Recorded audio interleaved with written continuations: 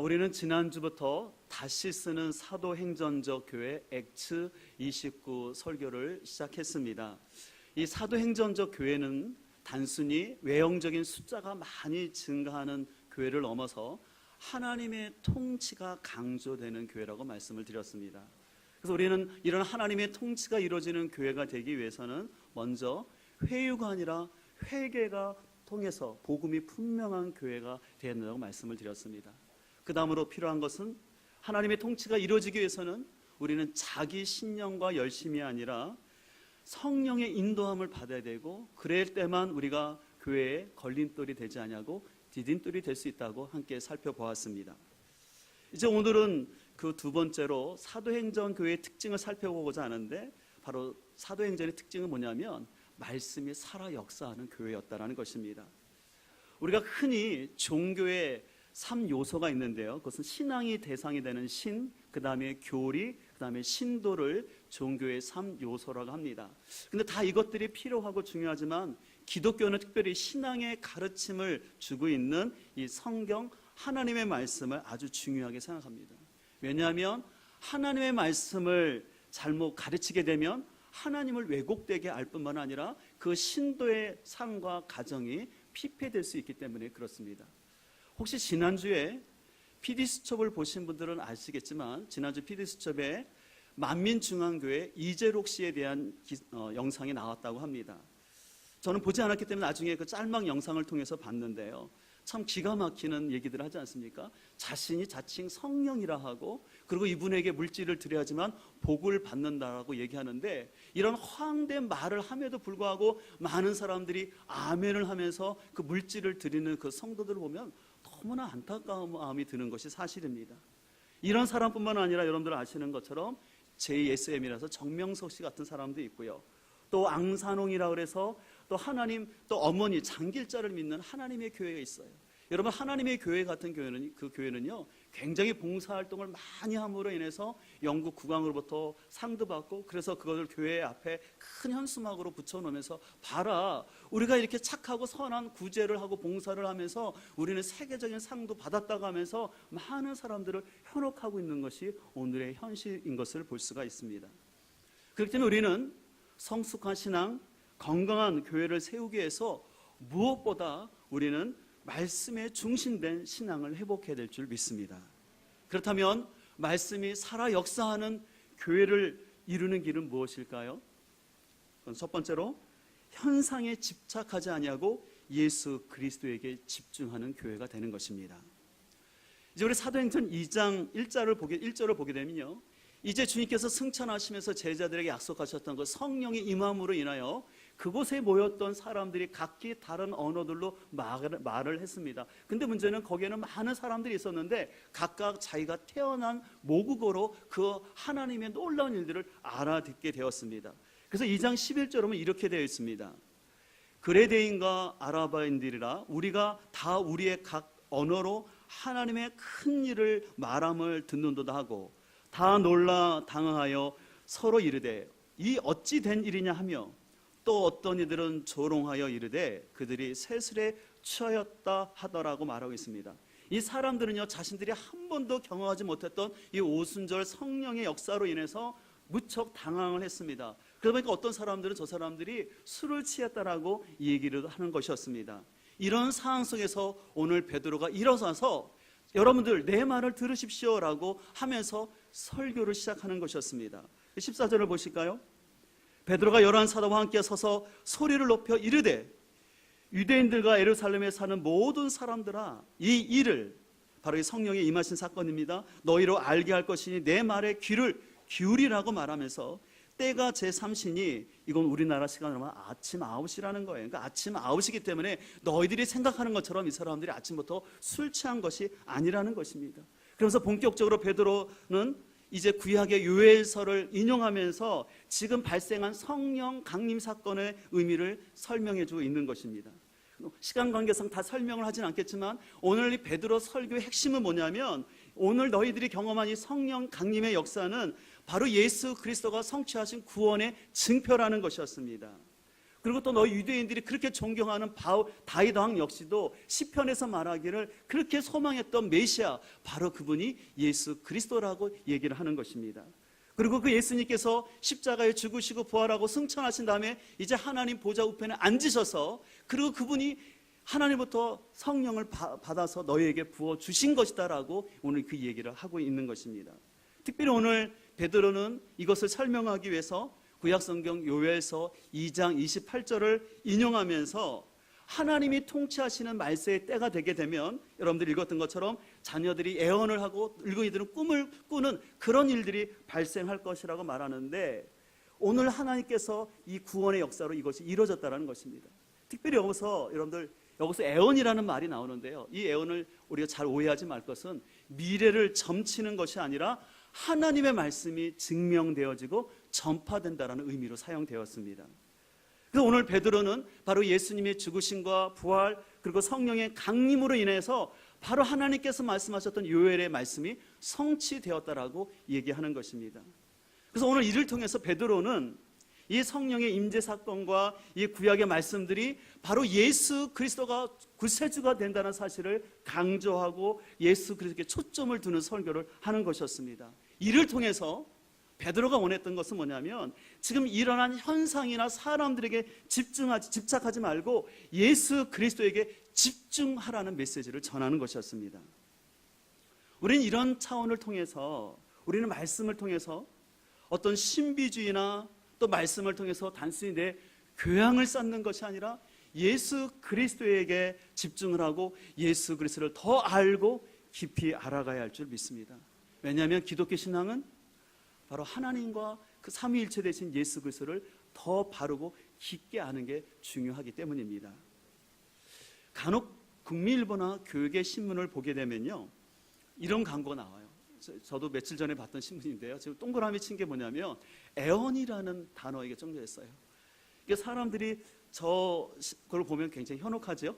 근데 저 개인적으로는요, 성령의 역사나 은사를 다 존중합니다. 그러나 성경을 벗어난 직통 계시나 개인의 앞날을 점치시 말하는 애언에 대해서는 저는 경계를 합니다. 왜냐하면 원래 애언이라는 말은요, 나바라는 단어인데 영감을 받아서 말한다라는 것이에요. 그래서 말씀을 맡아서 말한다, 그래서 이것을 또 대언한다라고 얘기하는 거예요. 그런 차원에서 여러분들 이 성경 66권이 하나님의 예언인 거예요. 왜냐하면 하나님의 말씀은 하나님의 영감으로 기록된 것이죠.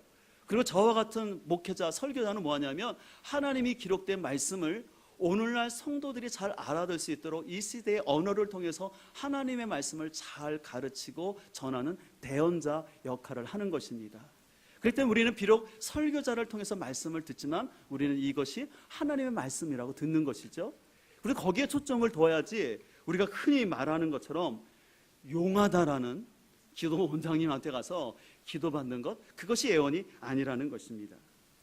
또 한 가지, 제가 지난주 신문을 보다가 좀 깜짝 놀라는 하나 기사가 있어서 놀랐는데, 제가 보는 신문 가운데 뭐냐면 기사가 쭉 나오는데 거기에 뭐 이렇게 한기총 해체 촉구 100개 단체 연대 집회라는 기사가 이렇게 있는 것처럼 보였어요. 그래서 이런 기사가 있나라고 가만히 봤는데, 여러분 잘 보십시오. 우측 오른쪽 끝에 뭐가 된지 아세요? 여러분들 잘 안 보이실 텐데 광고라고 되어 있어요. 그러니까 뭐냐면 신천지 사람들이 기존교회를 비판하기 위해서 마치 기자가 쓴 것처럼 기사 형식으로 쫙 뉴스를 만들어 놓고는 실려놨어요. 사람들이 제대로 안 보면 기자가 저렇게 한 것처럼 기존교회가 문제가 있는 것처럼, 그래서 많은 사람들이 집회를 한 것처럼 한 거예요. 근데 저게 광고였다는 거예요.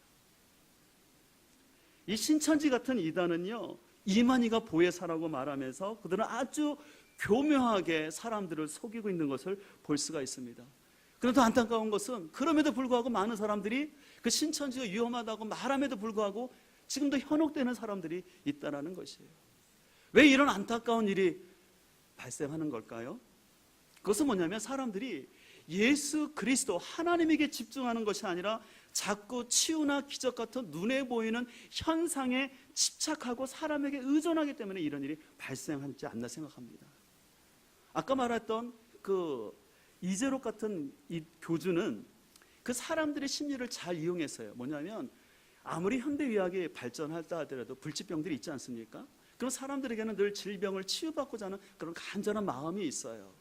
그러니까 그 이재록 씨 같은 경우는 영상을 편집하거나 사람들의 간증을 왜곡되게 해서 마치 그 사람이 치유가 일어난 것처럼, 실제가 아님에도 불구하고 영상을 잘못 편집하고 왜곡하여서 그런 기적이 일어난 것처럼 막 그렇게 사람들을 하고, 또 사람들 마음속에 기복주의가 있지 않습니까? 어떤 복을 받고 싶은 마음들이 있는 거예요. 그러니까 그것을 이용해 가지고 나한테 이렇게 예물을 주면 이렇게 복을 받는다라는 걸로 현혹됨으로 인해서 사람들이 거기서 이렇게 가정이 피폐되는 것을 볼 수가 있습니다.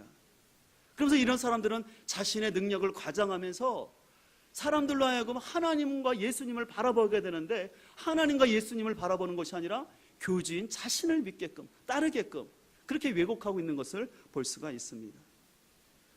우리는 이런 것을 통해서 우리가 믿음의 대상이신 예수님께 집중하지 않고 또한 성경에 집중하지 않냐고 보여지는 현상에 집착하면 이런 유혹에 넘어갈 수가 있다는 것입니다.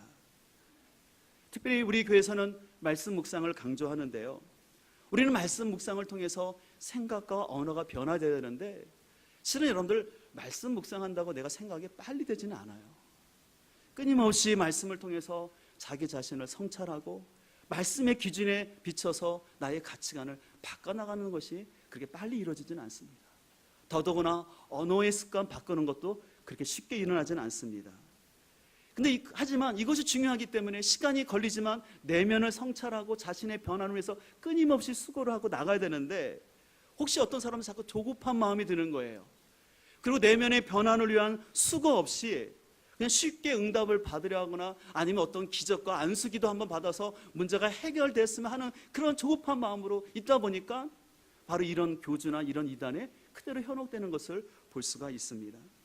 그래도 우리는 이런 시대일수록 더욱더 하나님의 말씀이 바로 선포되어지고 주님을 알아가는데 더 관심을 둬야 할 줄 믿습니다. 지난 27일 국민일보에 보면 제가 흥미있는 기사가 있었어요. 전국에 50개 청장년 336명을 대상으로 온라인 설문조사를 했는데요, 그 설문조사 가운데 이런 내용이 있었습니다. 성도들이 교회에서 제공받기 원하는 것은 무엇입니까? 라고 질문했을 때 제일 많은 응답이 뭐였냐면 성경을 더 깊이 알기를 원합니다. 두 번째는 인격적으로 예수님 만나기를 원합니다. 그 다음에 기도 생활이 발전하기를 원합니다.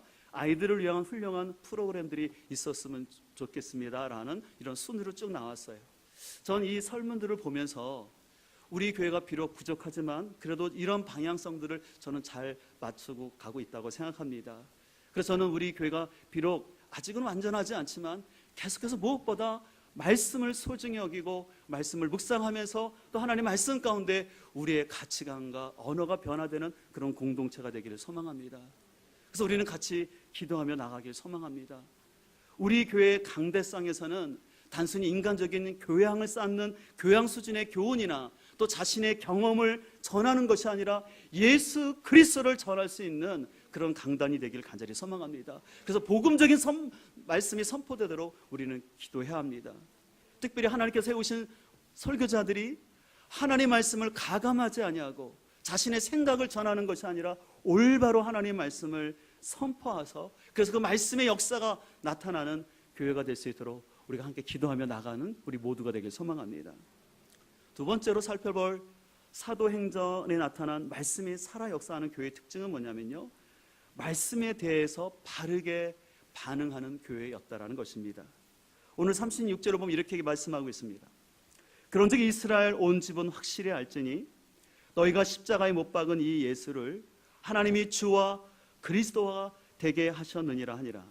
그들이 이 말을 듣고 마음에 찔려 베드로와 다른 사도들에게 물어 이르되 형제들아 우리가 어찌할꼬 하거늘. 오늘 베드로는요 그 말씀을 듣는 청중들 유대인들을 향해서 그들의 죄에 대해서 돌직구를 던졌어요. 오늘날로 말한다면 팩트 폭격을 한 것이었어요.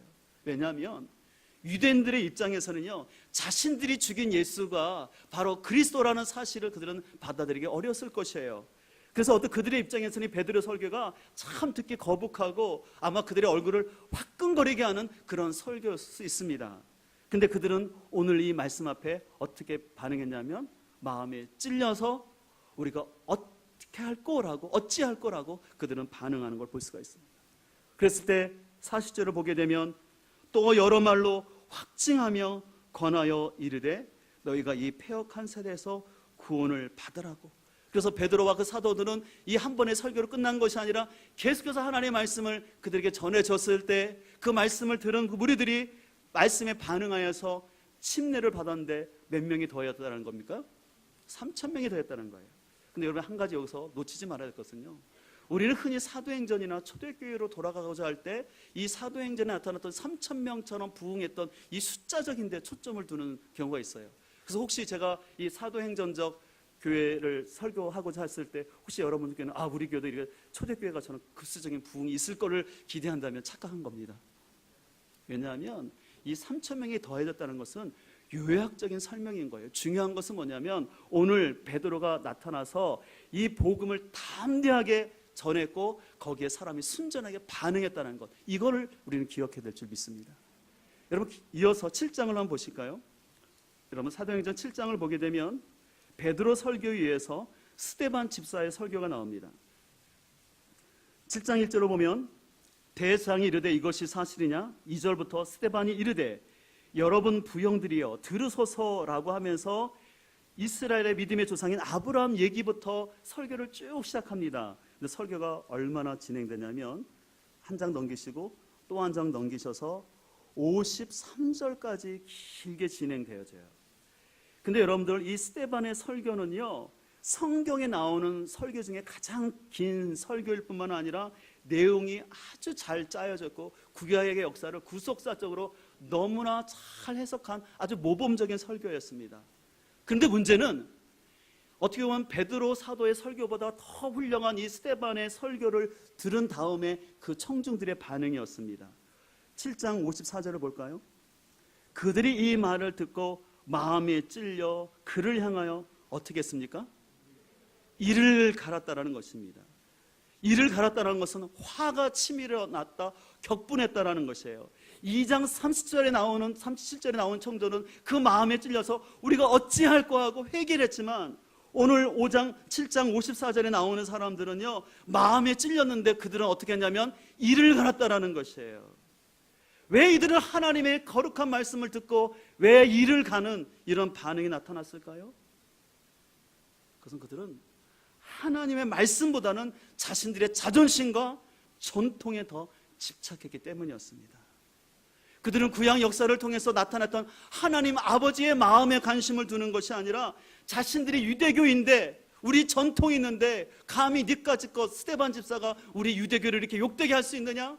라고 하면서 자존심 상하게 듣는 것이었어요. 그러니까 얼굴이 붉어졌을 것 같아요. 그러니까 스데반의 설교니까 이를 갈고 격분한 모습이 나타나는 것이에요. 여러분 사람들이요, 자존심에 집착함으로 나타나는 반응 중에 하나는 뭐냐면 설교 말씀을 자기 중심적으로 듣는다는 거예요. 또 자기 중심으로 들을 때 나타나는 것은 뭐냐면 간혹 이런 현상이 나타나요. 목사님 오늘 날 치셨어, 그 얘기를 하시는 거예요. 여러분들 한 가지 여기서 오해하지 말 것은요, 실은 하나님 말씀은요 굉장히 직설적에서 어찌 보면 치는 설교처럼 보이는 부분도 없지 않아 있어요. 왜냐하면 구약의 수많은 선지자들이나 사도 바울의 서신서들을 보게 되면요, 실은 이것이 1차적으로 그 당시에 있는 백성들을 위해서 주어진 것이 우리에게 주어진 것이 아니에요. 그리고 1차적으로 그 당시대의 사람들을 살아가는 사람들에게 말씀을 전했기 때문에 청중에 정확한 타켓이 있었어요. 그리고 말씀이 두리뭉실하게 그냥 명심보감처럼 그냥 마음을 쌓게끔 마음 편안하게 해주는 그런 말씀이 아니라 그들의 신앙 가운데 그들의 교회 가운데 있었던 문제에 대해서 핀셋으로 꼭 집어내는 것처럼 꼭꼭 집어서 사도 바울이 말을 했어요. 예를 들어서 이사야 선지자 같은 경우는 나라는 비록 부강했지만 그 종교적 타락된 그 시대를 향하여서 여로보암 2세를 향하여서 돌직구를 던졌어요. 당신이 이렇게 큰 나라를 이루고 있지만 당신이 얼마나 큰 죄를 범하고 있는지, 그리고 당시 종교 지도를 향해서 당신들의 제사가 과연 하나님께 드려지고 있느냐? 여러분들이 사회에 나가서는 하나님의 공의와 정의를 행하지 않냐고 종교적인 그런 가식적인 예배드리는데 하나님이 듣겠느냐? 아예 성전문을 닫으라고 하신다고 하면서 가감없이 말씀을 전했어요. 오늘 이사야는요, 백성들에게도 뿐만 아니라 당시 최고의 권력자인 왕과 제사장들을 향해서 추상같이 하나님의 말씀을 선포했던 것을 볼 수가 있습니다. 베드로 사도는 어떻습니까? 특별히 고린도전서를 보게 되면 이 고린도전서는 교회의 종합백화점이라고 해서 말씀드린 것처럼 여러 가지 문제가 많았어요. 그 문제에 있어서 그 듣고 바울이 그냥 교회니까 좋게 지내, 그렇게 얘기하지 않았어요. 그들이 있는 문제에 대해 정확하게 얘기하는 것이었어요. 그래서 고린도서 1장 11절에 이렇게 말하고 있습니다. 내 형제들아, 글로에의 지편으로 너에게 대한 말이 내게 들리니, 그러니까 그 교회 소식을 들었다는 거예요. 그러면서 곧 너희 가운데 분쟁이 있다라는 것이면서 왜 그리스도가 갈라졌느냐, 무슨 바울파가 있고 아볼라파가 있고 게버파가 있냐면서 왜 너희들이 분쟁을 하냐면서 추상같이 얘기를 하는 것입니다. 심지어는 그 교회 안에 문제가 있는 성도들이 있는데 왜 그들을 치료하지 않냐고, 왜 문기작거리고 있냐라고 해서 직설적으로 얘기합니다. 심지어는 디모데후서 같은 데는 사도 바울이요, 구체적으로 실명을 걸어가면서 누구누구가 있는데 그 사람은 나뿐만 아니라 그리스도에 해를 끼쳤던 사람이니까 절대 그 사람 상정하지 말고 세상 사람처럼 여기서는 이방인처럼 여기 상대하지 말라라고 얘기했어요. 그럼 만약에 오늘날 성도들이 사도 바울의 설교를 듣다면 이런 표적 설교자가 없어요. 대놓고 표적 설교를 했어요. 아마 오늘날 성도들이 듣는다면 아마 명예훼손으로 고소를 했을 것 같아요. 아니, 어떻게 내 실명을 다 거론해서, 그렇지, 어떻게 목회자가 사랑이 없이 그러냐고. 여러분, 사도 바울이, 선자들이 사랑이 없어서 그랬을까요? 하나님 말씀은 타협이 없는 거예요. 실은 우리가 하나님 말씀을 듣는다라는 것은요, 때로는 그 말씀이 때로는 나를 치는 것처럼, 나에게 하는 말씀처럼 들릴 때가 있어요. 근데 오히려 그것이 은혜인 줄 믿습니다. 오히려 내 마음에 부딪힐 때 하나님께서 나에게 주시는 깨달음이 있을 거라고 여러분들이 잘 생각하기를 소망합니다. 또 여러분들, 제는 목회자의 말씀이 늘 은혜스럽지는 않을 수 있어요. 항상 내가 좋을 수만이 않고 어느 때는 말씀이 내 생각과 안 맞고 왜 목사님 저렇게 생각하지라고 틀리게 느낄 수도 있어요. 그래서 불편할 때가 있어요. 그럴 때 우리는 내 생각이 있지만 내 자신을 다시 한번 성찰하면서 성경에서 뭐라고 말하고 있는지 거기서 초점을 둬야 할 줄 믿습니다. 만약에 그러지 않냐고 자신의 인간적인 감정과 생각으로 반발하고 반응을 하게 되면 죄송하지만 믿음의 성장과 훈련이 이루어지지 않아요. 여러분, 성경에 하나님 말씀은 꿀송이처럼 달달한 말씀도 있지만 하나님 말씀은 쓰다라는 표현도 있어요. 하나님 말씀이 내 마음을 스윗하게 부드럽게만 하는 것이 아니라 채찍가기도 하고요, 내 마음을 후벼 팔처럼 아플 때도 있어요. 그래서 사도 바울은 로마서에서 그렇게 얘기하지 않습니까? 이 십자가의 도가 유대인들에게는 거리끼는 것이고 이방인들에게는 미련하게 보이는 거라는 거예요. 그래서 실은 하나님의 말씀이요, 때로는 우리 마음에 많이 거리껴요. 그리고 또 하나님 말씀대로 살려보자면, 목사님, 그건 성경이니까 그렇지, 목사님 그렇게 살아서는 세상 못 살아요. 성경의 가르침은 성경인 거지 세상은 내가 더 알아요. 내가 더 경험을 하겠고요, 내 경험이 많아요. 내 방법대로 사는 게 맞아요 라고 생각할 수가 있어요. 하지만 우리 마음이 불편하고 부담스러울지라도 그 말씀을 잘 소화해야지 우리가 성장하게 될 줄 믿습니다. 그리고 오늘 본문 2장 40절에 있는 것처럼 하나님의 말씀을 한 번 듣고 끝나는 것이 아니라 계속해서 그 말씀을 반복적으로 듣고 훈련할 때 우리의 전인적인 성숙이 일어나게 될 줄 믿습니다. 그래서 실은 제가 갖고 있는 목회 철학 중에 한 가지는요, 단순한 것을 반복하자라는 것이에요. 그래서 우리 교회에서는요, 단순하지만 중요한 걸 반복하지 않습니까? 말씀 묵상. 그래서 우리 선도들이 계속 큐티하는 거예요. 처음에 제가 우리 교회 부임해서 큐티를 강조했을 때 몇몇 사람들은 목사님 시골 교회는 이거 말씀 목회하면 안 됩니다. 성도들 다 졸아요. 그래요. 그럼 제가 속으로 해서 아니 시골 교회라고 말씀 아니면 뭘로 목회하라는 건가?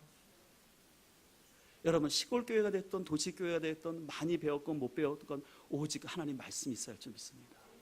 그래서 그 말씀을 통해서 끊임없이 내 자신을 성찰해야 되는 거예요. 말씀을 묵상해서 내 지식을 쌓는 것이 아니라 그 말씀을 통해서 내 죄를 보고 그 말씀을 통해서 나를 성찰해야지 그게 말씀 묵상의 바른 길이에요. 근데 그 말씀 묵상하면 되는 게 아니에요. 내 무릎을 쳐서 기도해야지만 그 말씀이 소화내고 말씀을 살아가는 힘이 생기는 줄 믿습니다. 그래서 저는 신앙생활을 복잡하게 안 하려고 해요. 실은 왜냐하면 저도 다양한 프로그램을 할 수 있고 제가 그렇게 사역했어요. 그러나 제 경험으로 보니까 다양한 행사나 이벤트나 그 프로그램의 사람을 변화시킨 게 아니라더라고요. 순전하지만 그 말씀을 하나님 말씀으로 듣고 그 말씀을 살아내려고 몸부림치고 기도할 때 변화가 나타나게 할 줄 믿습니다. 근데 간혹 이렇게 말씀하신 분들이 있어요. 아, 목사님, 참 말씀 좋긴 좋은데요. 제가 지금 반응하기보다는요, 나중에 좀 할게요. 제가 좀 이렇게 직장도 안정되고요. 제가 좀 집도 마련하고요. 아니면 우리 아이 학교 좀 보내고 난 다음에 말씀 순종할게요. 여러분, 틀린 말은 아닌 것 같아요. 다 사정이 있어요. 근데 문제는 내일 일을 몰라요. 죄송하지만 오늘 내가 교회 여러분들이 교회당 문을 나간다면 어떤 일이 나타날지 몰라요. 그래서 우리는 순종을 미룰 것이 아니라 지금 여기서 하는 것입니다. 지난주 마태복음을 큐티하신 분들은 아시겠지만 마태복음 8장 22절 이하를 보게 되면 제자들이 따르는 가운데 예수님께서 한 제자를 날 따르라고 말씀하셨어요. 그런데 한 제자가 뭐라 했냐면, 스님, 주님, 제가 주님을 따르겠지만 저희 아버지가 돌아가셨기 때문에 장례하고 따르겠습니다. 그러니까 주님께서 죽은 자들이 장례하고 너는 날 따르라. 좀 난해 구절처럼 보이는데요. 이것은 잘못 이해하면 예수님처럼 이렇게 가정도 지키지 않고 불효자가 있나라고 오해할 수 있는데 그렇지 않아요. 그 당시 문화를 이해해야 되는데요. 이스라엘은요, 사람이 죽으면 24시간 내에 매장, 그래서 1일장으로 하게끔 돼 있어요. 그럼 매장을 하고 난 다음에 1년이 지난 다음에 그 시신의 뼈를 치러서 정식적인 장례가 치러지게 되는 거예요. 그래서 오늘 이 제자가 말했다는 것은 뭐냐면 1년 후에 따르겠다는 거예요. 그럼 1년 후에 따르겠다는 말은 주님을 따르겠다는 거, 안 따르겠다는 거? 안 따르겠다는 거예요. 그래서 주님께서는 아니다. 네가 진정 제자가 되기 위해서는 즉각적인 순종을 주님께서 요구하신 것이었습니다.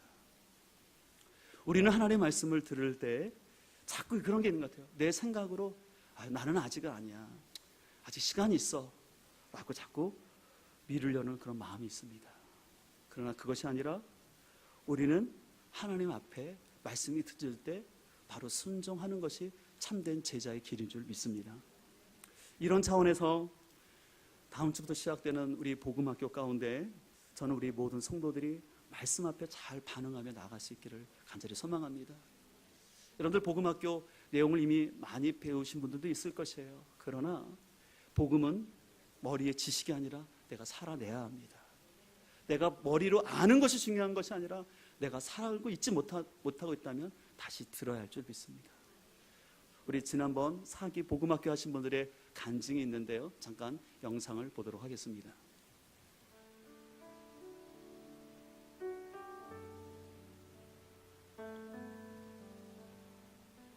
하나님의 뜻을 알고 싶고 그리고 예수님의 마음을 알고 싶다면 복음학교에 꼭 오세요.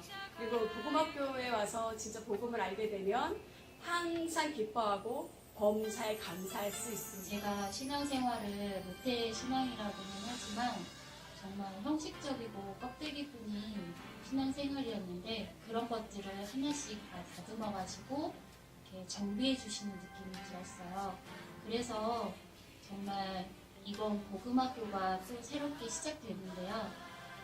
많은 성도들이 듣고 하나님께서 각자에게 해주시는 말씀이 무엇인지 응답받으면서 깨달으면서 은혜로운 시간이 되었으면 합니다.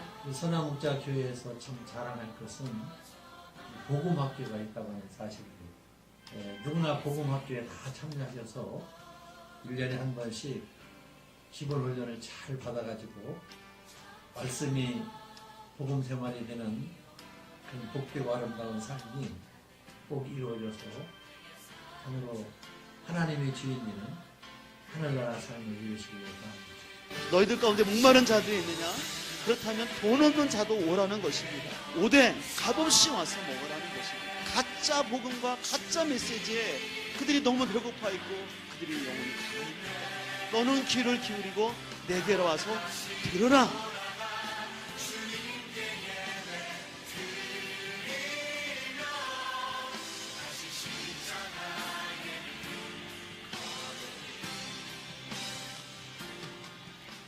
올해가 우리 교회가 5번째로 복음학교를 진행합니다. 좀 많은 성도님들이 아시는 것처럼 우리 교회가 지금만큼 올 수 있었던 것은 전적인 하나님의 은혜와 함께 이 복음학교를 통해서 우리가 복음의 진리를 아는 것인 줄 믿습니다. 어떤 분의 고백처럼 저는 참 그 고백이 마음에 와닿는데 늘 아는 복음인 것 같지만 4번씩이나 들을 때마다 매번 틀리다라는 거예요. 어느 때는 하나님께서 죄의 실체, 특별히 옛자의 실체가 무엇인지를 보게끔 해주시고, 어느 때는 내 안에 있는 그 물질의 주인이 누군가에 대한 물질의 부분들을 달아주시고, 그래서 같은 메시지인 것 같지만 성령님께서 역사하심으로 내 삶 가운데 정리되어야 될 잘못된 주인들을 보게 하고 우상을 보게 하고 우리를 복음 앞에 서게 하는 줄 믿습니다. 저는 그렇습니다. 우리 교회가 주님 앞에 고백할 것은 복음밖에 없습니다. 그래서 우리의 모든 입술 속에서 내가 복음이면 충분합니다. 그래서 진리가 결론되는 삶을 소망하며 나가기를 소망합니다. 이것은 결코 인간의 생각이 아니라 오직 말씀 안에서. 그래서 여러분들 실은 복음학교를 하신 분들은 알겠지만 복음학교를 마치게 되면 새신자들도 성경을 잘 찾아요. 하신 분들은 알겠지만 끊임없이 성경 찾았다 하는데, 이 시간들을 통해서 우리가 1시간 반 정도 진행되는데 1시간 정도 말씀 전하고 30분 동안 제가 의무적으로 기도 훈련을 시키지 않습니까? 그래서 저는 그렇게 생각하는 거예요. 우리의 신앙은 말씀과 기도, 이 두 가지 같이 가야 됩니다. 머리만 커서도 안 되고 무릎이 같이 가야 되는데, 이 복음학교를 통해서 우리가 영적으로 완전히 새로워지고 다시 정립되어지고 가는 은혜의 시간 될 줄 믿습니다. 우리 그런 기대함을 가지고 우리 여러분들이 설 명절을 잘 보내시고 우리가 말씀 앞에 반응하며 나가길 소망합니다. 우리 그런 마음을 가지고 이제 우리 다 함께 일어나셔서요, 오늘 함께 찬양 불렸던 찬양을 하기를 원합니다. 예수도 알기 원하네, 크고도 넓은 은혜와 대속해 주신 사랑을 간절히 알기 원합니다. 내가 하나님 말씀 앞에 반응하는 마음을 가지고 내 평생의 소원, 대속해 주신 사랑을 더 깊이 하는 그런 사람 되길 소망합니다. 우리 그런 마음을 가지고 결단하며 찬양 드리도록 하겠습니다.